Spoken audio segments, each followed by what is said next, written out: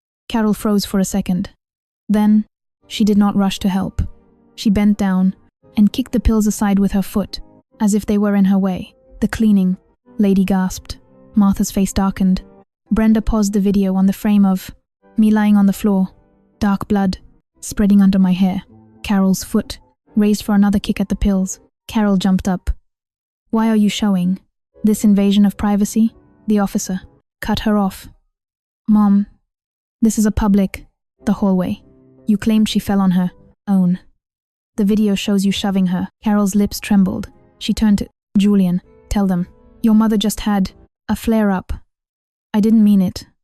I just lost my temper for a second. She was being disrespectful." All eyes turned to Julian. His throat was dry. "Mom, why didn't you help her? I was scared to death when I saw the blood. We called the ambulance afterward." Martha could not stand it. Ara called the ambulance herself. "It wouldn't be my business if I hadn't seen her lying there, paler than a ghost, while you stood over her, screaming that she was faking it." Carol began slapping her thighs for pity. "What have I done to deserve this?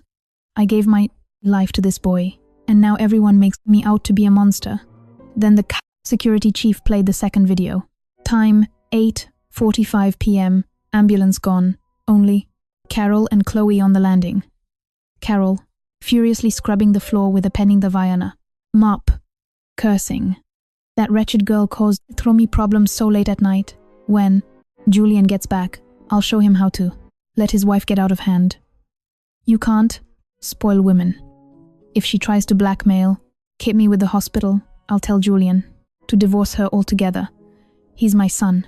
He'll always listen to me in the end." The video stopped. Only the hum of the air conditioner remained. Julian's face was a plaster mask. He was not a Vyblai 49 and 25 Vilov peacemaker or a husband. He was a convenient club in his mother's hands. Carol panicked and rushed toward the fisted end projector. "This is humiliating." She turned to her son. "Your wife has walked all over me. I'm trying to keep her in line for your sake, and now you're lecturing me." Julian said quietly, "She's my wife, not a dog for you to keep in line."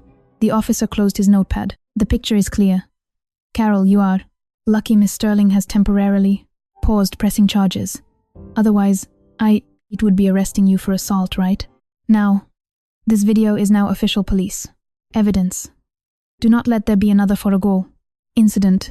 Carol sank into a chair, wordless. Brenda pushed papers toward Julian. "Damage to the plaster cleaning bill. I need the owner to sign. Where is she now?" Julian asked sharply. Brenda shook her head. She didn't say. Martha sized him up. "Julian, when your wife ended up in the hospital, you were on a fishing trip, weren't you?" Julian's face twisted. Brenda opened her phone. Someone in the local fishing group chat posted screenshots. "Pete from the next building is in it. Timestamp 1. Your wife is getting stitches and you're in." The comments writing, "Fishing heals the black and a black soul." Awkward silence heavier than any insult. Leaving the office, Carol squinted in the bright sun. Every passer by seemed to stare. Nancy from the senior center walked toward her with her dog. Carol opened her mouth to greet her. Nancy backed away. "Carol, my phone is ringing. I have to go." Julian's phone chimed. A photo from me. The jade plant on a sun-drenched unfamiliar balcony. Blue spray bottle beside it. Water, droplets glistening on the leaves. Caption, "It changed its pot. So did I." He bombarded me with messages. First, the husband tone. "Ara, this has gone too far.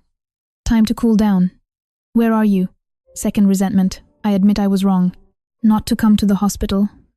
But I didn't know it was that serious. You know my mom. She acts first, thinks later." Silence. Third, anger. "You left the video with the HOA. That's going too far. Do you want my mother unable to walk down the street in peace? This time?" I answered. And when she was swinging her fists, was she thinking about whether I could walk down the street in peace? He stared at the screen. A stone rolled in his stomach. He wanted to accuse me of cruelty. But the camera images flashed. His wife of 5 years lying on cold concrete. No one picked her up. No one asked how much it hurt. They even kicked her medicine away. In helplessness, he threw the phone onto the sofa and clutched his head. Carol sat with red eyes, still, unwilling to surrender. Why are you even writing to her? She thinks she's a queen. Now, just ignore her a few days. She'll come running back. Julian no longer believed that mantra. On the 5th day, the apartment descended into full chaos. Carol demanded oatmeal cooked with milk, not water, just a pinch of salt. Julian burned the first batch, produced grey, sludged the second, managed something edible the third. Carol took one spoonful, grimaced, opened her mouth too, criticized, and stopped. Dark circles under her son's eyes. He hadn't shaved in days. He looked gaunt. For the first time, it occurred to her that her son could also get tired. The thought made her uneasy. Before she believed her son was a treasure, and the daughter-in-law should solve every problem. Fishing was stress relief. Inability to cook was normal for a man.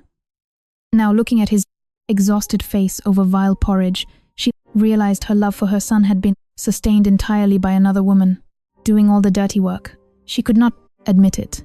In her entire life, she had never admitted she was wrong. That afternoon, she complained of dizziness and demanded to be taken to the doctor. Before I made the appointments, calculated travel time, brought water, wipes, mints, medical records. All she had to do was get dressed and grumbled that I walked too slowly. This time, Julian took a half day off. They stood in the wrong line for 20 minutes. Carol caused a scene in the lobby. What kind of mess is this hospital? When Ara brought me, we never got confused. Julian, clutching a crumpled slip, hissed, "Mom, for God's sake, be quiet." Her eyes filled with tears. "I feel sick, and you're yelling at me." The examination revealed nothing serious. "Less stress," the doctor said. On the way back, Carol moaned. "How can I not be stressed with a daughter-in-law like that? I'll be in my grave soon." Julian's patient snapped. "Mom, you're the one who beat her so badly she ended up in the hospital dead." Silence in the car. Carol slowly turned her head as if seeing her son for the first time. "Repeat what you said." His lips trembled. He remained silent. "Some words require courage only the first time to repeat. If them, you must be ready for consequences." And he was still too weak. Yet the crack had already formed. After lunch, Chloe dropped by, settled on the quern sofa, took out my crystal fruit bowl, sliced watermelon, and dripped juice onto the glass table. Julian exploded. "You're here again?" Chloe was taken aback. "I came to check on Mom, can't I? If you're here, then just sit." "Who's going to wipe the table? Who's going to take out the trash?" Chloe pouted. "Why? Are you taking it out on me?" "Ara used to clean all this in passing. She's not your maid." All three froze. Chloe recovered first. "Oh, look at us so improper now. Just because your wife ran away, you're taking your anger out on me. Take care of your own mother. I have my own kids." She grabbed her bag.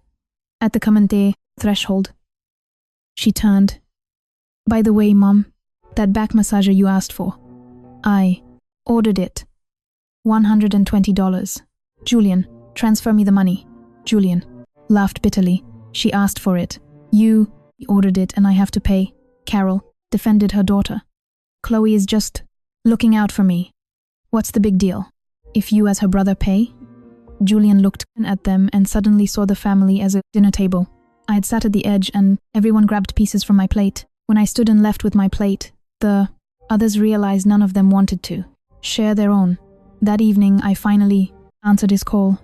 I was in Kate's backyard trimming dry branches. The yard was small, full of hydrangeas and jasmine. From the kitchen, Kate called, "Ara, should I add an egg to your pasta?" "Go for it." The phone vibrated. Julian's voice sounded exhausted. "Ara, Mom was at the doctor today. Her blood pressure is acting up. You always knew her medication schedule." I paused the bourgeon, pruning shears, then methodically snipped a yellowed branch. I put labels on every box. Morning, noon, evening. It's all written down. Silence. I can't. Find her blue folder with the test. Results. Cabinet under the television. Second shelf on the left. If you haven't thrown it out. He clung to the straw. See, you still care about our home. I laughed. The light sound made his blood run cold. Julian, I don't care about the tome. I just have a good memory. You. I used to use my memory so you wouldn't. I have to do anything yourselves. Don't you dare call that love. Silence on the other end. I put down the shears. You said your mom is old and needs to be deferred to. I deferred. I gave her back to you. What's not to like? She's your mother. Her pills, her hospital visits, her tantrums, her reputation. That's all your responsibility. Aren't you the most obedient and loving son? He turned pale. You're just getting revenge.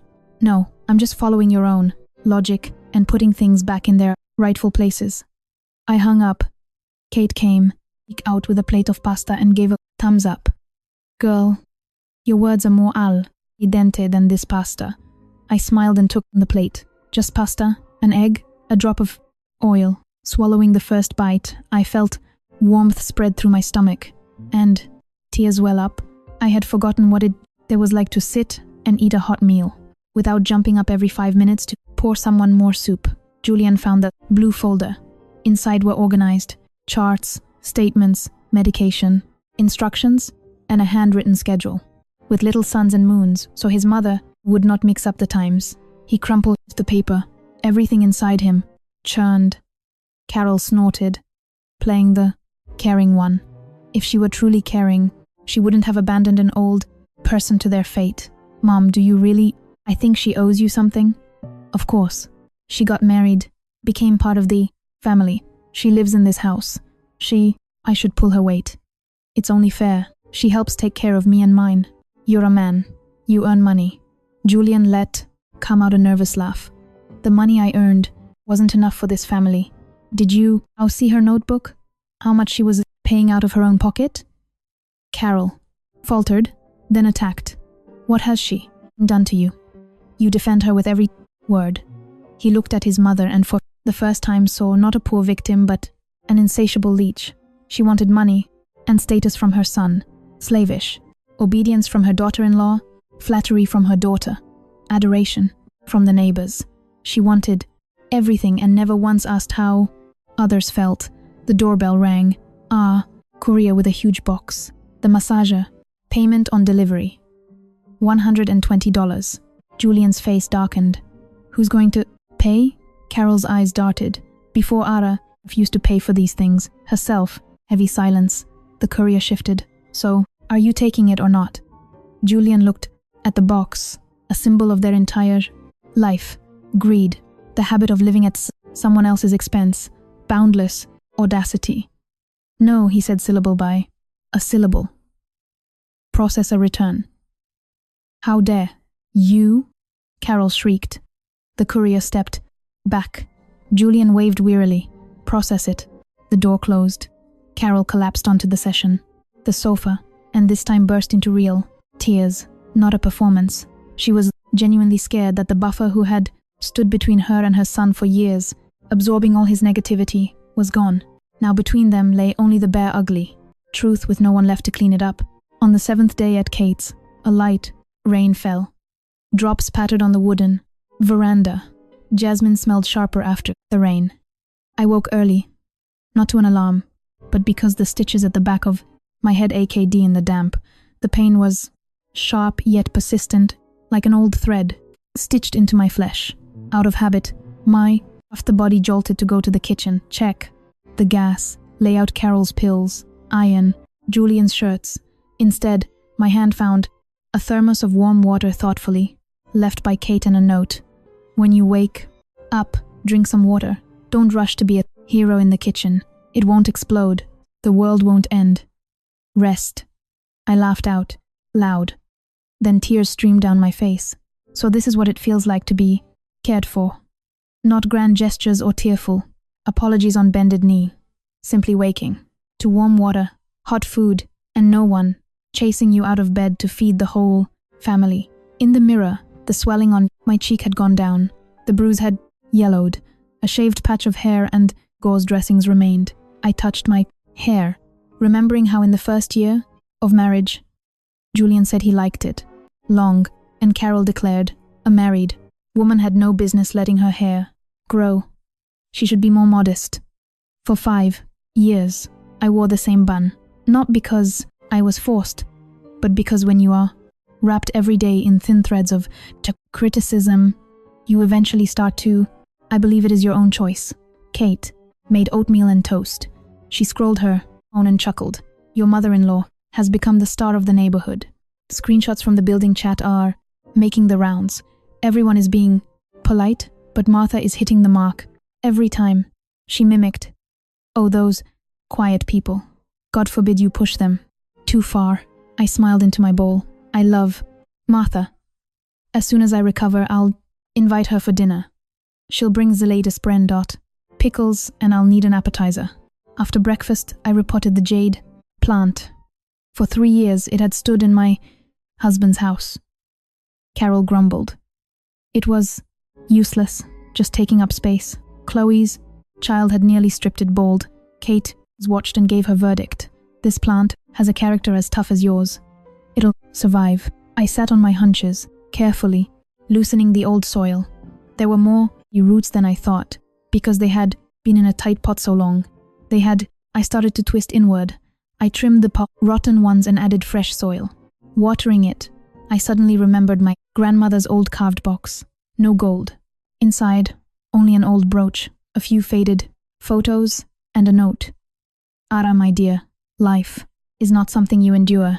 It's something you take into your own hands. Back then, I had just married and found the words too harsh. I believed if I were compliant, domestic, and gentle, the marriage would eventually become happy. I had hidden the note at the bottom of my suitcase. Only now packing my things did I find it again. My grandmother had known all along. Women endure not because they have nowhere to go, but because they get used to thinking of someone else's cage as their sky. After lunch, I opened my laptop and compiled the second part of the calculations. The first notebook had been daily life and money spent. The second concerned the condo itself, thinner but much heavier. The mortgaged condo was in Julian's name. That had been Carol's main trump card. It's my son's condo, so know your place reality was more complicated. His parents paid the initial down payment, but I added my premarital $15,000. Half the renovations were paid on my credit card. Julian promised to repay in installments and forgot. Furniture, appliances, curtains, mattress, all bought by me. Most importantly, in the first year of marriage, to reassure me, Julian had handwritten a promissory note and agreement about my contributions. He said tenderly, Ara, listen to Mom. We're one family. I won't hurt you. He wrote it and forgot. I did not forget. I was not mercenary. I simply trusted paper more than words. I scanned the document, made copies, placed them in a thick envelope. I did not plan to sue immediately. I did not want to turn my life into an endless soap opera of asset to division. I only wanted to show them on a court of the last day what their son's home was really made of. That evening, Julian called again. I did not answer. He flooded me with messages. Mom is a complete mess. We can't manage without you. I admit I neglected you. Come back, and we'll start with a clean slate. A clean slate sounded nice, but when men suggest starting over, they usually just want the woman to forget the grievances, cover the scars, and make their lives convenient again. They do not want to change. They simply cannot stand the domestic chaos. Late that night, Kate drank tea on the verre and asked, "Do you still love him?" I was silent a long time. The rain had stopped. Drops fell loudly from the roof into puddles. I don't know. I only know one thing. The moment I think about going back to that condo, I can't breathe. Kate nodded. Then don't think about love. Think about whether you'll sleep well tonight, whether you'll have a hot dinner, and whether someone will slap you for oversalting the soup. I smiled. The requirement seemed so trivial, yet many women did not even have that. At 11, Brenda sent a video. Carol stood at the building entrance, gesturing wildly at Nancy, who backed away, saying her phone was ringing. Brenda's caption: "She's losing her status as our courtyard's prima donna." I laughed, then wrote, "Thank you. In a couple of days, I'll need your help again. I need to gather at them all at home, Brenda." Got it. Preparing for the final boss fight, I looked at the envelope of documents. No, not a fight, just the final chord. That night, I slept more soundly than ever. No dreams of screams or slaps or icy messages. I dreamed I was washing a huge, transparent window and pure light poured through it. In Julian's condo, the night was only beginning. Carol's blood pressure spiked. She moaned. She was dizzy. Julian jumped up to find the diabetes pills. I had labeled them morning. Carol had ripped the labels off in a fit of rage days earlier. He fumbled through blister packs, not knowing what to give, now and what tomorrow. For the first time, he did not try to dial my number, not because he did not want to, but because he understood it no longer mattered whether I picked up. What mattered was that I was no longer his safety net. Carol decided to use her ultimate weapon, relatives. Usually, a tearful voice message in the family WhatsApp group was enough for everyone to cluck and blame. She recorded 60 seconds. "Oh, I'm so bitter. My daughter-in-law ran away, took her things, and is shaming us in front of and the whole building. I'm an old sick woman. Am I supposed to fall on my knees before her?" A minute of silence. 5 minutes. Only a cousin's wife sent a hugging emoji. After 10 minutes, an uncle wrote, "Carol, these things happen. You'll sort it out yourselves. We're not getting involved." Carol could I not believe her eyes. Before they had all eagerly advised how to handle a keen wife. Then Aunt Val wrote dryly, "I heard there are video recordings. Carol, you'd be better off not escalating this." The words video recordings shut the chat down for good. Carol turned pale as a host. Chloe sighed. "Mom, don't write to them anymore. Nobody wants to get involved. Ara prepared for everything. The relatives aren't idiots." Carol bristled. "And you think I'm wrong?" Chloe was tired. She had been running around for days, pharmacy, clinic, cooking. I wanted to dump the burden again. "Mom, I'm not saying you're wrong. I'm saying you need to change tactics. You're shouting too much in the chats. It looks like a guilty person making excuses. And, yes, hire a caregiver. I can't come over. Every day hearing caregiver." Carol wailed. "I have a son and a daughter, and I'm supposed to let a stranger into my house so the neighbors can laugh at me, then go and ask for forgiveness." Chloe snapped. "I didn't sign up to be your servant." She grabbed her bag and slammed in the door. Carol collapsed onto the sofa, as if her spine had been removed. She realized her close-knit family had only existed when the silent one managed the whole circus. The next morning, Brenda called Julian. "I need you and Carol in the condo today at 3. We need to sign a move-out inspection and damage report, and verify property. Era Sterling will be there with experts." Julian sighed heavily. He understood I was coming to extinguish the last candle. At 3, they went up to their floor. A crowd stood at the door. Brenda, Martha, movers, a lawyer, a paralegal with a clipboard. Chloe shuffled on the landing, looking extremely embarrassed, and at the door itself stood light cardigan, hair neatly styled though cut short at the back, the bruise on my cheek still visible. I had not tried to cover it with foundation. It was my proof that I was no longer hiding anything. Carol was about to scream, but seeing the crowd, she switched to victim mode. "Ara, honey, you're finally here. I haven't been sleeping, just crying. Why are you doing this to our home? Let's go inside and discuss everything calmly." I looked at her with a completely steady gaze. "That's what we're going to do.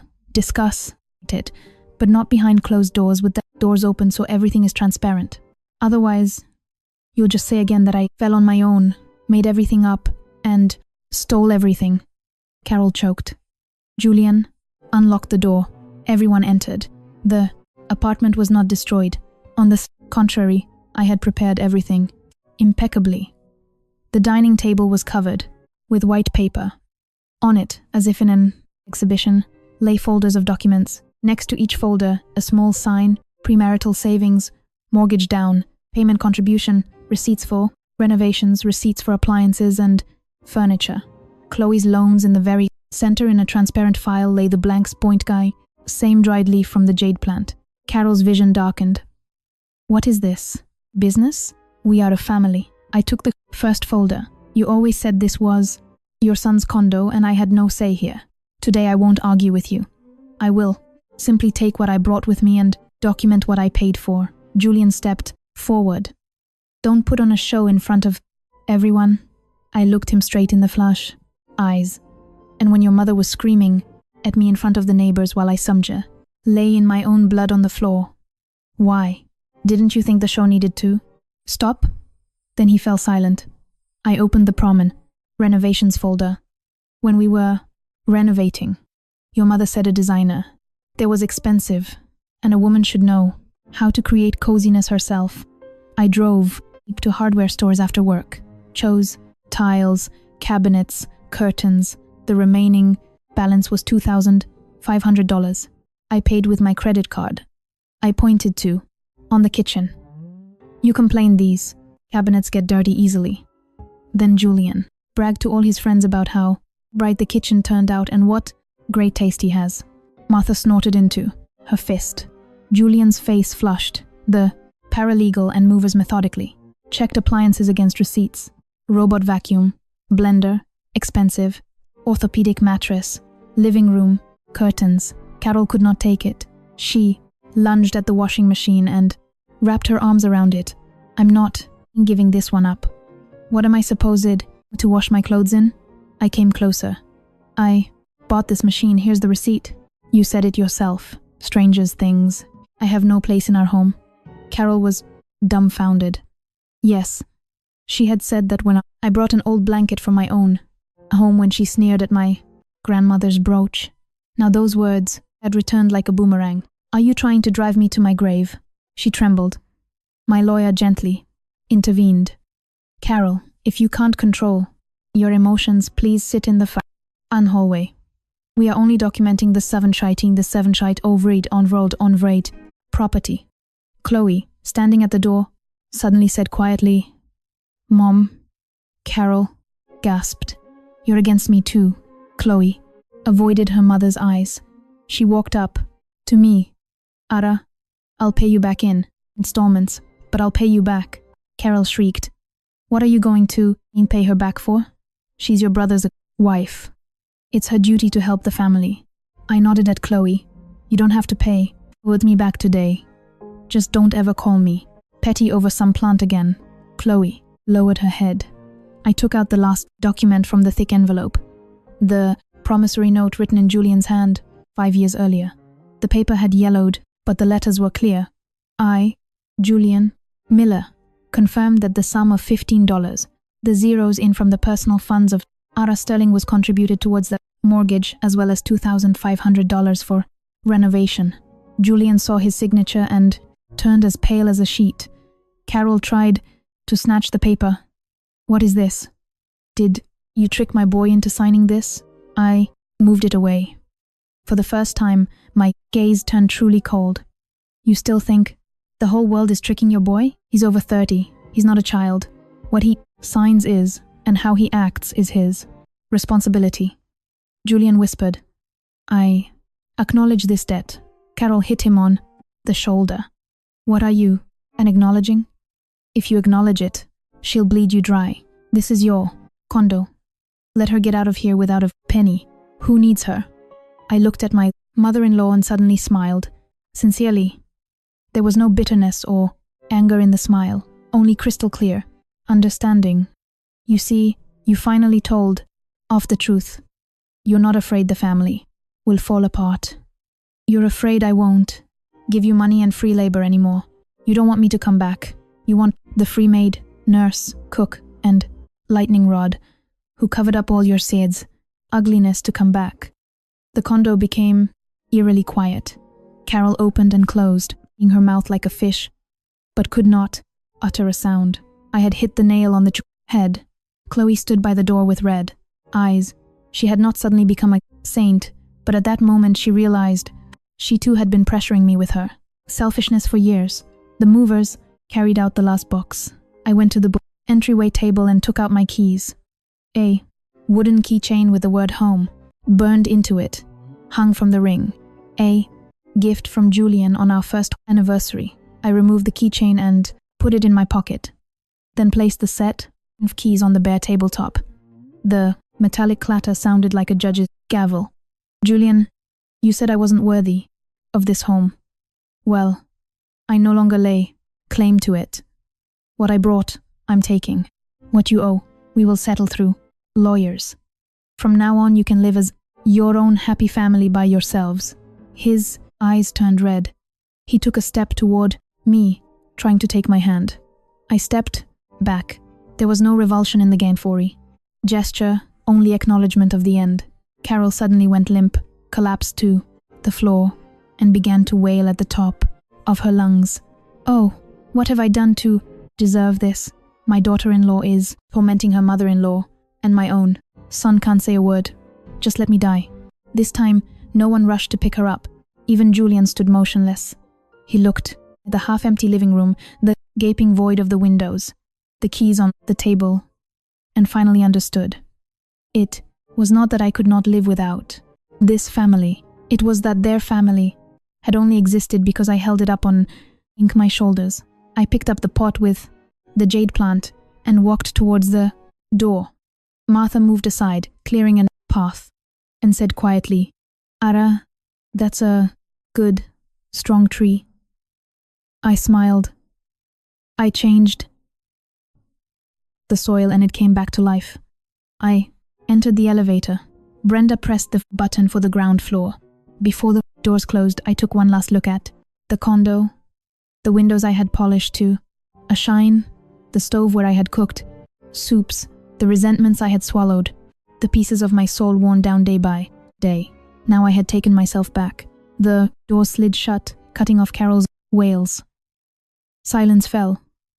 I looked down at the fresh green leaves of the jade plant and said quietly, We're going home.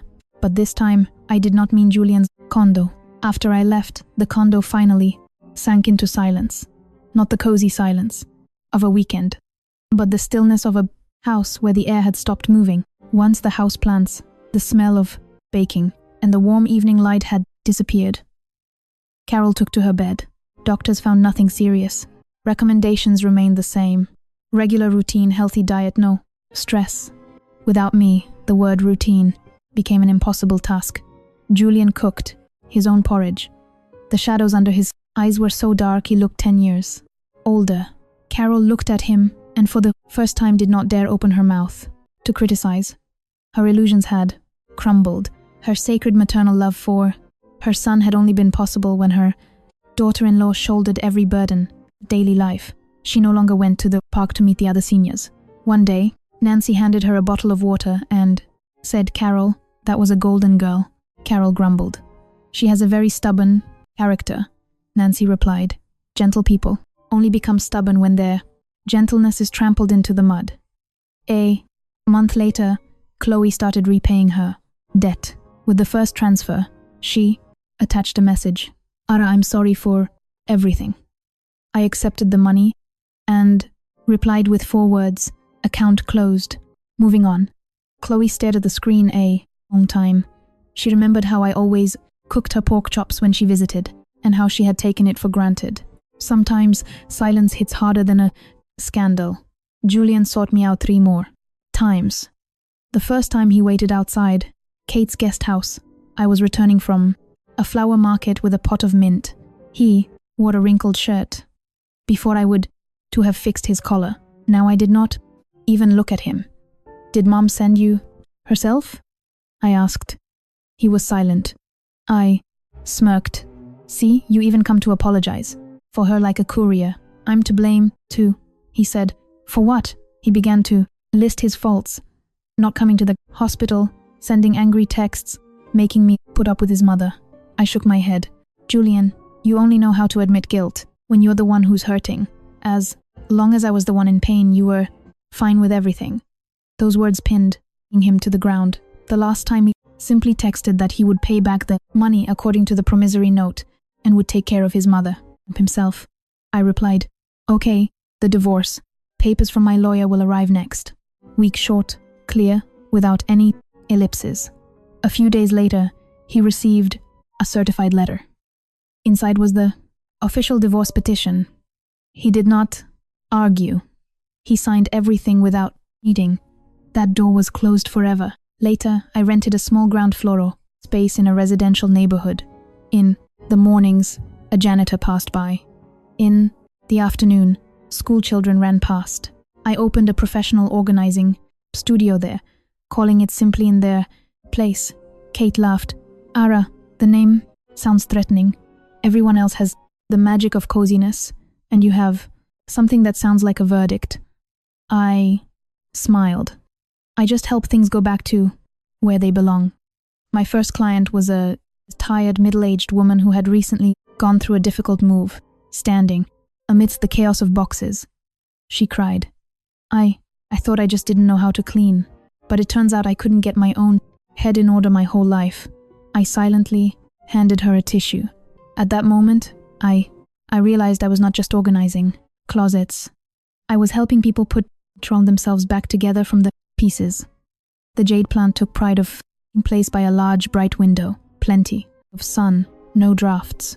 The tree sprouted new, bright green shoots, as if it had found faith in the world again.